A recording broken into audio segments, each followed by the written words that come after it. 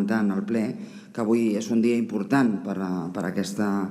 institució, per la Diputació de Barcelona, i si és important per la Diputació és important per als municipis i també per als ciutadans i ciutadanes de la nostra demarcació. Avui es concreta un nou impuls al pla de concertació de la xarxa de governs locals, un pla molt ambiciós que avui es concreta amb 6 dictàmens, 3 que s'han aprovat ja a la Junta de Govern i 3 més que ara procedirem a aprovar, just en el punt 4, 5 i 6, els 3 següents. 6 dictàmens amb un import total de 127 milions d'euros que no fan una altra cosa